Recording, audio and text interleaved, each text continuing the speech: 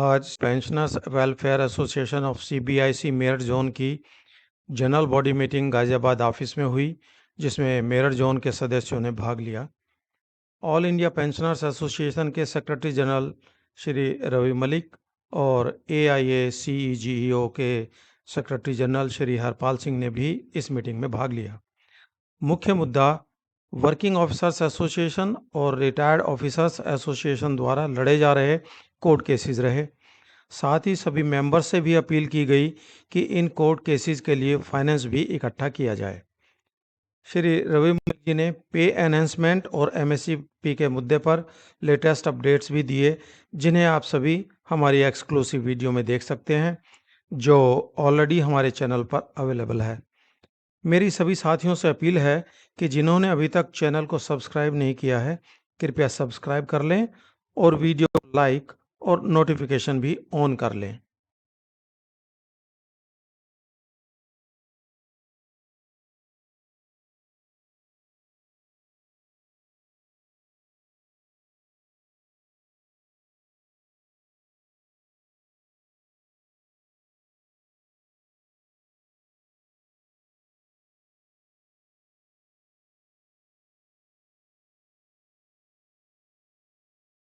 तो कहने का तात्पर्य हमारा ये है कि अगर हम समूह हमारा का हर काम जितना भी है, कोई भी काम करने के लिए थोड़ी थोड़ी ताकत लगाएंगे तो हमें बहुत बड़ा काम कर डालेंगे। तीसरा है सहयोग।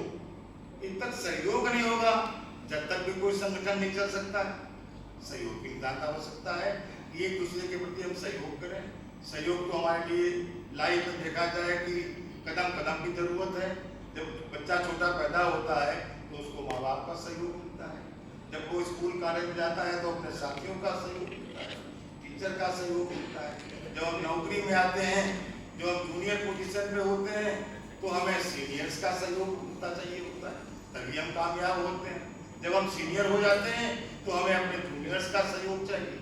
तो देखा जाए सहयोग तो हमें कदम कदम पे चाहिए।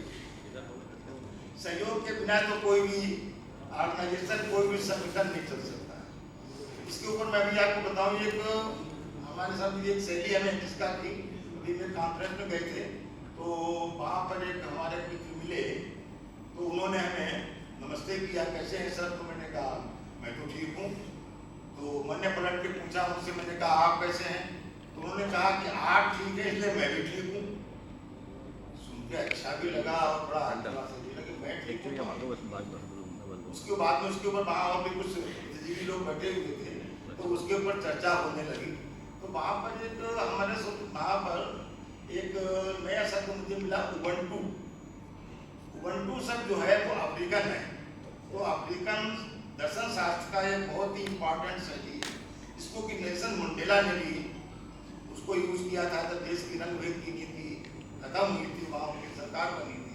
तो नेल्सन मंडेला ने इस उबंटू शैली को अपनाया था और जिसमें वो काफी कामयाब हुए थे। तो उबंटू शैली क्या है? उबंटू का सीधा सरल अर्थ ये है कि हम हैं तो मैं हूँ, अगर हम हैं तो मैं हूँ, अगर हम नहीं तो मैं नहीं हूँ। तो ये शैली मुझे बहुत अच्छी लगी कि भाई जो है अगर हम हैं तो मैं हूँ।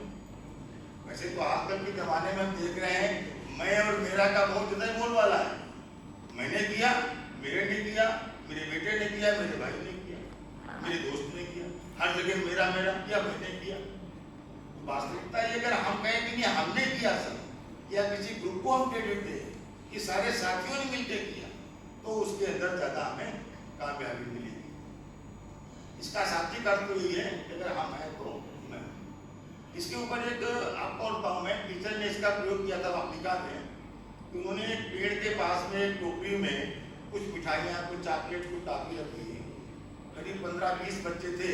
उन सबसे कहा कि दौड़ के उस पेड़ के पास में जो पहले पहुंचेगा वो सब टोकरी में जितनी टॉफी चॉकलेट है उसका हकदार होगा। बच्चों को उबंटू शैली के बारे में पहले पता था। उन्होंने बच्चों ने क्या काम किया कि एक दूसरे का हाथ पकड़ करके और सब एक साथ दौड़े, ना कि एक 1 by 1 दौड़ता। वो सारे बच्चे दूसरे का हाथ पकड़े हुए दौड़ गए पेड़ के पास, पहुंच गए, सभी इकट्ठे पहुंच गए। सबने जितनी मिठाइयाँ थी वो सब ने मिल के बात पे खा ली। टीचर ने पूछा कि भाई तुम लोग कैसे दौड़े, तो उन्होंने कहा अगर एक को मिल जाती है 19 को नहीं मिलती, तो अगर एक दुखी तो सब दुखी। श्री रवि मलिक साहब pensioners welfare association PVEC Meerut zone अध्यक्ष श्री वर्मा जी, हमारे संचालक महोदय श्री शर्मा जी और हमारे उपस्थित समस्त पदाधिकारीगण एवं सम्मानित हमारे साथीगण सभी का आज आम सभा में हार्दिक स्वागत है, अभिनंदन है। सुबह आई तो कितनी खुशी हुई कि हमारे साथी नोएडा से हमें यहाँ आए हुए मिले। सही 11:15 बजे, 11:15 बजे के लगभग हमारे सुधीर जौहरी साहब मेरठ से और हमारे बीच में उपस्थित हुए। ये मैं इसलिए बता रहा हूँ कि हमारे तो साथी जब 12 बजे एंट्री हो रही थी तो मैंने देखा कि गाजियाबाद ज़्यादा दूर है और मेरठ ज़्यादा दूर है यहाँ से। ये मैं इस तरह की भाषा बोलता नहीं हूँ, लेकिन जब मैं देखता हूँ इस तरह का नज़ारा तो मेरी मजबूरी है यहाँ ये बोलना कि जब मेरठ से नोएडा से आप भी 11, 11:15 बजे आ सकते हैं मेरठ तक और मीटिंग का टाइम है 11:30 बजे और गाजियाबाद से लोकल से आ रहे हैं 12 बजे, बड़ा कष्टदायक है। स्थानांतरित करता हूँ और वो अपना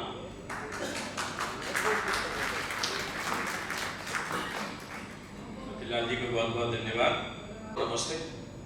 और चलिए 1196 से शुरू कर देते हैं।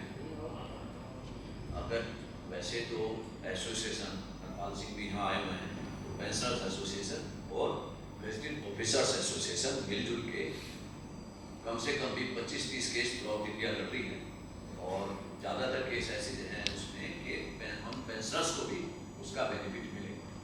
एक काम शुरू किया गया, कहीं किसी को मिल गया तो हमें लगा मुझको मेरे से पहले क्यों मिल गया, मिलेगा भाई, सबको मिलेगा।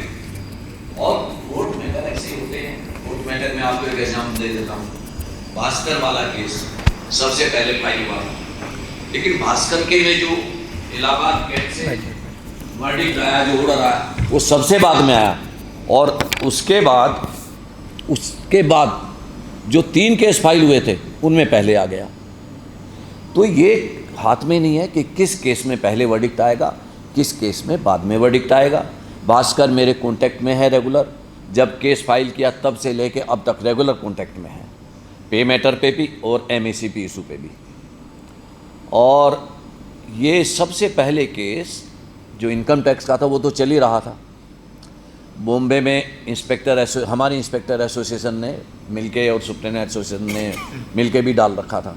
लेकिन उसके बाद जो ज़्यादा जागृति आई है वो चंडीगढ़ वालों ने मुझे कांटेक्ट किया कि हम ये केस बना रहे हैं, हमें फीडबैक दो और हम करना चाहते हैं। तो उन्होंने जो फीडबैक मांगी उनको दे दी गई, OA तैयार करवा के भेजा उन्होंने, उसमें जो भी अमेंडमेंट हम लोग कर सकते थे वो करके उनको भेज दिया। वहाँ से शुरुआत हुई। अब एक इशू ये है कि हम लड़ रहे हैं 1196 से एक्चुअल के लिए। कुछ लोग 1196 से नोशनल के लिए चले गए, इनकम टैक्स भी 1196 से नोशनल के लिए ही गया। जब मेरी उनसे बात होती है कि भाई तुम एक्चुअल के लिए क्यों नहीं गए, अजी हमारे तो दिमाग में ही नहीं आया, नहीं तो हम भी एक्चुअल के लिए जाते। लेकिन प्रॉब्लम क्या हो रही है, कुछ जगहों पे क्योंकि जिन लोगों ने नोशनल मांगा था वो हमसे पहले जीत गए थे, उनको पेमेंट का प्रोसेस हमसे पहले शुरू हो गया। तो कुछ जगहों पे जैसे कलकत्ता है, साउथ में हैदराबाद है, चंडीगढ़ में भी कुछ लोगों को, और उनको पेमेंट 1196 के हिसाब से, नोशनल के हिसाब से हो चुका है। और नोएडा में भी एक हमारे ऑफिसर को जल्दी ही पेमेंट होने वाला है नोशनल के बेस पे। जब नोशनल मिलने लगा लोगों को, जब हम लोगों ने केस फाइल किए, तब पूरे जोश के साथ सबको पता था कि हम एक्चुअल के लिए आ रहे हैं, सारे आ गए, हाँ भाई एक्चुअल के लिए लड़ेंगे। बल्कि ये तक कहा यार इंटरेस्ट भी मांगो, ये भी करो वो भी करो। उसके बाद मैं जो वर्ड यूज़ करने जा रहा हूँ बुरा नहीं मानना आप लोग, जब लोगों को नोशनल मिलने लगा तो जिन लोगों ने एक्चुअल के लिए केस फाइल कराया था उन्होंने ग्रुप में रोना धोना शुरू कर दिया, भाई ये क्या हो रहा है यार, नोशनल ले लो। है? अरे भाई, कोर्ट में जो केस हम फाइल कर चुके हैं और जीत भी चुके हैं, उसमें हम ये कैसे गए भी आप तो हमें नोशनल ही दे दो। नंबर 1 बात। नंबर 2, क्लियर है, हमारा फंडा क्लियर है, एसोसिएशन का फंडा क्लियर है कि हम एक्चुअल के लिए ही लड़ने के लिए उतरे थे और एक्चुअल के लिए ही लड़ेंगे, और विलिंगली लोग हमारे साथ जुड़े। हमने किसी को ज़बरदस्ती नहीं जोड़ा कि हाँ भाई आ जाओ हमारे साथ जुड़ जाओ, हम केस लड़ रहे हैं। विलिंगली लोग मेरे से पूछते हैं यार उसको जोड़ लें उसको जोड़ लें, मन का यार जिसको भी जोड़ो वो विलिंग होना चाहिए, ये पूछ लो पहले, विलिंग हो, बाद में अपनी आइडियोलॉजी ग्रुप में ना फैलाने लगे। एक इन्फेक्शन की तरह सारे ग्रुप्स में ये शुरू हो गया, हाँ यार नोशनली ले लो, नोशनली ले लो। अबे मतलब यार कमाल की बात हो रही है, तुम्हारे 2 केसेस में एक्चुअल का तुम्हारे फेवर में ऑर्डर आ चुका है, इलाहाबाद कैट से 4 ऑर्डर आ चुके हैं एक्चुअल के ना यार, उसने नोशनल ले लिया हमसे पहले, तो नोशनल ही ले लो। मुझे समझ नहीं आता भाई कैसे नोशनल ले लें, जब हमारी ओए फाइल हो गई है एक्चुअल के लिए तो नोशनल कैसे ले लें। खैर कई बार मुझे 1-2 बार मैंने ग्रुप में डाला भी, मतलब पूरी हम्बलनेस के साथ माफ़ी मांगते हुए, मन का भाई अगर किसी को हमारी आइडियोलॉजी से तकलीफ़ है तो अपना एडवोकेट हायर करो और अपना केस अपने हिसाब से लड़ लो। वही बात मैं यहाँ कह रहा हूँ, ठीक है। जो फंडा है वो एक्चुअल का, हाँ ये ज़रूर है कि अभी परसों लगा है केस, और उम्मीद ये है कि उसमें वर्डिक्ट इलाहाबाद हाई कोर्ट के लाइन पे आएगा। इलाहाबाद हाई कोर्ट में जो इन लोगों ने अपील फाइल की है उसमें एक इंटरिम ऑर्डर आ गया है कि भाई इनको 196 से नोशनल और 2004 से एक्चुअल, ये तो इमीडिएटली दे ही दो और बाकी मैटर चलता रहेगा, उसका जो भी फाइनल वर्डिक्ट आएगा उसी हिसाब से काम कर लेंगे। तो हमारे केस में भी शायद इसी तरह का कोई वर्डिक्ट आने वाला है परसों, क्योंकि इलाहाबाद हाई कोर्ट के ऑर्डर्स वहाँ भिजवा दिए गए हैं। तो फिर मुझे अभी 1 या 2 दिन पहले मुझे हर ग्रुप में डालना पड़ा कि भाई ये है, ये उम्मीद है, बाकी हम लड़ते रहेंगे। तब ग्रुप में कुछ शांति सी हुई। और अभी जो बात कही थी नथीलाल जी ने, शर्मा जी ने भी कही, जो रिलीवेंट चीज़ें हैं, रिलीवेंट चीज़ कोई नहीं डालेगा। सजेशन मांगे जाए कोई सजेशन नहीं डालेगा। एक आदमी ने कुछ डाल दिया तो उसकी बात को एनालाइज करनी शुरू कर देंगे, उसमें जो इम्पोर्टेंट मैसेज हैं वो दब जाते हैं। एक ने कुछ कह दिया, ये नहीं कि दूसरे चुप लगा जाएं, उसको एनालाइज करना शुरू कर देंगे। सारे लोग इतने लर्निड हैं, इतने विद्वान हैं, जो 30 साल से सोते रहे, 30 साल से सोते रहे, और ग्रुप में सारे जाग जाते हैं। जो लोग काम कर रहे हैं उनको काम नहीं करने देंगे, उनकी टांग खिंचाई भी शुरू कर देते हैं। तो भाई मेरी ये रिक्वेस्ट है, जो काम चल रहा है उसको चलने दो, और फिर भी अगर किसी को तकलीफ है, मैं रिपीट करूँगा, कोई बुरा मत मानना, अपना एडवोकेट हायर करो और अपना केस अपने हिसाब से लड़ो, एडवोकेट की पूरी फीस देके। तो भाई शांति रखो, मिलेगा, सबको मिलेगा। ऐसा नहीं है कि किसी को मिलेगा, किसी को नहीं मिलेगा, सबको मिलेगा। लड़ेंगे, बिना लड़े तो नहीं मिलेगा, बिना लड़े बिल्कुल नहीं मिलेगा। लड़ेंगे, शांति से लड़ते रहो, सबको मिलेगा। अब इस इशू पे अगर किसी को कोई क्वेरी है तो मुझे बताओ, फिर अगले इशू को शुरू करते हैं। कुछ पूछना इसके बारे में और कुछ?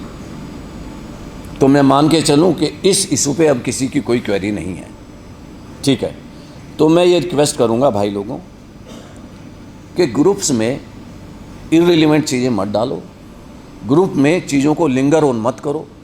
ग्रुप में कोई चीज़ डालो तो वही डालो जो सबके काम की हो, कोर्ट केसेज में काम आए, सबके काम की हो। और हाँ, चीज़ें रिपीट मत करो। CPC, MACP, हाँ आएंगे ना, MACP पे बाद में आएंगे, CPC पे आते हैं, सेंट्रल पे कमीशन पे। कहीं किसी का कोई सजेशन नहीं आया, इसी ग्रुप में नहीं, किसी में भी नहीं आया, किसी में भी। जब कुछ चला जाता है उसके बाद सब विद्वान बन जाते हैं, सबकी आंखें खुल जाती हैं, उसके बाद सजेस्ट करने लगेंगे, यार ये तो दे दिया, ये नहीं दिया, ये ऐसे दे दिया, ये वैसे दे दिया। खैर, CPC को हम अपनी पेंशनर एसोसिएशन की तरफ से ऑलरेडी अपने सजेशन या मेमोरेंडम, जो भी आप उसको कहना चाहो, दे चुके हैं, और उससे मीटिंग का टाइम मांगेंगे। और वो मेमोरेंडम हमारी पेंशनर एसोसिएशन की तरफ से ही नहीं, हमारी जो गेजेटेड ऑफिसर्स एसोसिएशन है उसकी तरफ से भी जा चुका है, और साथ में जो हमारे CGHS बेनिफिशियर एसोसिएशन है, जो अनफॉर्चुनेटली यहाँ हमारी जोन में टोटली डिफंक्ट है। मेरे ख्याल में यहाँ के ऑफिस बियर भी वो बैठे हैं। मैं फिर रिक्वेस्ट करूँगा उन ऑफिस बियर से, भाई इस CGHS एसोसिएशन को भी थोड़ा एक्टिव कर लो, अच्छा रहेगा। तो CGHS एसोसिएशन की तरफ से भी जो भी रिलेवेंट सबमिशंस, जो भी रिलेवेंट मेमोरेंडम जा सकते थे वो चले गए हैं, ग्रुप में डले हैं। मुझे नहीं पता कितने लोगों ने पढ़े होंगे, कितनों ने नहीं पढ़े होंगे, शायद नहीं पढ़ा किसी ने भी। तो जहाँ भी फंड्स की ज़रूरत पड़े, हाँ, हमें फंड्स भी इकट्ठे करने हैं। हमें ये नहीं सोचना है कि भाई हम तो उस केस में हैं ही नहीं तो हम फंड्स क्यों दें। कल हम राउंड लगा रहे थे इधर नोएडा में, वहाँ कलीग्स मिले और कुछ सारे पेंशनर्स भी ऐसे हैं। मैं आपको मतलब ये चीज़ मैं मोटिवेट करने के लिए बता रहा हूँ, या ऐसे भी कलीग्स हैं कि उनकी जो फीलिंग्स हैं ऐसी हैं। एक पेंशनर्स ने अकेले ने इन सभी कोर्ट केसेस के लिए अकेले ने 50,000 रुपये दिए। वो चंडीगढ़ के रहने वाले हैं और आज की डेट में ऑल इंडिया पेंशनर एसोसिएशन के प्रेसिडेंट भी हैं AK शर्मा। एक दूसरे पेंशनर्स ने, वो भी ऑफिस बियरर हैं, वो बॉम्बे से हैं, उन्होंने 25,000 रुपये दिए। तो अब मैं हरपाल सिंह को माइक देता हूँ। MACP के केस पे ये भी कुछ बोलना चाहेंगे। कुछ एक अभियान शुरू हुआ है कुछ फंड्स इकट्ठे करने का, तो मैं यही कहूँगा, आप सब लोगों से यही रिक्वेस्ट करूँगा कि इसमें आप लोग जितना भी सहयोग कर सकते हैं कीजिए। हमें हर तरह से तन मन धन से सहयोग करना पड़ेगा, तभी हम ऊपर तक पहुँच पाएंगे। लो हरपाल सिंह। खुले दिल से जोरदार ताली बजाइए। देखिए, जैसा कहे तो अपने मलिक साहब ने सब कुछ दिया है पहले, लेकिन किसी भी मुद्दे पर सोचना, उसको फिर OA के रूप में कन्वर्ट करना, OA बनाने के लिए उसका मटेरियल अरेंज करना, और उस मटेरियल के लिए जो एक लंबा अनुभव होता है या वो है डॉक्यूमेंट कलेक्ट करना, ये सबसे बड़ी बात है। तो उसको बनाना, एडवोकेट भी कुछ नहीं कर सकता जबकि आप उसको प्रॉपर मटेरियल नहीं देंगे। एडवोकेट तो उतना ही करेगा जितना आप थोड़ा सा मटेरियल दे दोगे, थोड़ा सा काम होगा। जब उसे सारी हिस्ट्री या सारे एविडेंस दोगे तो, और ये खुद ड्राफ्ट करते हैं, उसके बाद एडवोकेट को उसे लॉ की या एडवोकेट की लैंग्वेज में सेट करने के लिए देते हैं, और वो करने के बाद फिर 2-2, 3-3 बार उसकी वेटिंग होती है इनके द्वारा, तब जाके कोई OA फाइल होती है। और उस OA में भी जब गवर्नमेंट का रिप्लाई आता है, उस पर फिर ये काउंटर करते हैं, और उस तरह सारा करने के बाद तब बड़ा मुश्किल है। और कई लोग तो हमने देखा है कि साइन करने से डरते हैं OA को कोर्ट में फाइल करने में। और मैं नाम नहीं लूँगा, इंस्पेक्टर एसोसिएशन में एक, जब हमारी वेल एस्टेब्लिश्ड पैरिटी है IBCBI के साथ, तो उसके लिए एक OA 4800 इंस्पेक्टर को ग्रेड पे देने के लिए एक OA फाइल होना था। तो उनके लोगों ने, एसोसिएशन के लोगों ने उस OA को फाइल यानी साइन नहीं किया था, और हम कर नहीं सकते थे। तो इतनी यहाँ तक है। मेरे कम से कम 24-25 केस होंगे, जिनमें से हो सकता है 17-18 मेरे ही साइन के हों। और मैं तो एक बार, क्योंकि मेरा इतना ज्ञान भी नहीं है ना वो है, मैं तो एक बार यदि हो सके पढ़ पाया नहीं पढ़ पाया वैसे देख लेता हूँ, लेकिन फिर भी ये है कि साहब ने जो ठीक कह दिया कि वे फाइनल है, वहाँ साइन बिना कुछ सोचे, चाहे लेटर हो और चाहे ओए हो या कोई भी जवाब, वो साइन कर दिया जाता है। और यहाँ तक कि गवर्नमेंट को जो हमारी तरफ से लेटर जाते हैं ओए या उसके अलावा, वो भी केवल लैंग्वेज की मर्यादा रखते हुए, चूँकि वर्किंग हूँ मैं अभी, उसको ध्यान में रख कर जो भी लेटर बनता है स्ट्रेट फॉरवर्ड शक से शक, उसको 1 मिनट में बिना सोचे साइन किया जाता है। या इन्होंने खुद किए होंगे कभी एसोसिएशन में रहते हुए, या अब मैं करता हूँ। लास्ट में मेरी यही रिक्वेस्ट है, ये सब चलता रहता है, हम भी बर्दाश्त करते रहते हैं कि ठीक है, किस किस को हम कितना करेंगे, जो कहना है जैसे कहता ही रहता है। अच्छा, तो जैसे कि अभी साहब ने भी कहा कि कुछ फंड्स की ज़रूरत है, हमने एक इस समय मुहिम थोड़ा चलाई हुई है कि हम को ट्रैक बना दें, तो उस ट्रैक पर जब एक बार बन जाएगा और तो उस ट्रैक पर सब लोग निकलेंगे। यदि ट्रैक ही नहीं बनेगा तो ना हम निकल पाएंगे, ना हमसे बाद वाले या पहले वाले कोई नहीं निकलेगा। तो रिक्वेस्ट यही है कि 76 वाले में जो सहयोग जिससे यदि हो सकता है और कर सकते हैं तो वो करें, जिससे हमें सुविधा रहेगी और थोड़ा सा कार्य में सहयोग रहेगा, तो हम कई चीज़ें कर पाएंगे। फिर विश्वास और भरोसे के ऊपर कायम है। अब शाम को हम वापस घर पहुंचेंगे कि नहीं पहुंचेंगे ये कोई गारंटी नहीं है, लेकिन मानते हैं कि चलो लौट ही आएंगे। तो ऐसे ही केसों में को 100% गारंटी नहीं होती है कि सब कुछ करने के बाद भी 50-50 में रहता है, कई बार हार भी जाते हैं। तो ऐसे ही एक चाह रहे हैं कि ट्रैक बन जाए तो सभी को, अगले पिछले वालों को सभी को बेनिफिट हो जाए। तो इसी उम्मीद के साथ मैं आप लोगों को धन्यवाद करता हूं। नमस्कार।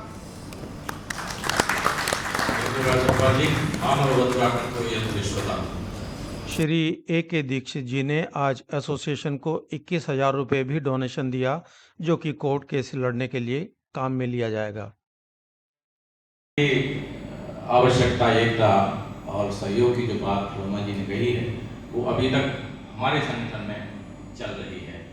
आवश्यकता थी तो बनी, और आवश्यकता है तभी लोग यहाँ बैठे हुए हैं। अगर आवश्यकता न होती तो न ये संगठन बनता, न आप लोग यहाँ होते, न मैं यहाँ खड़ा होता।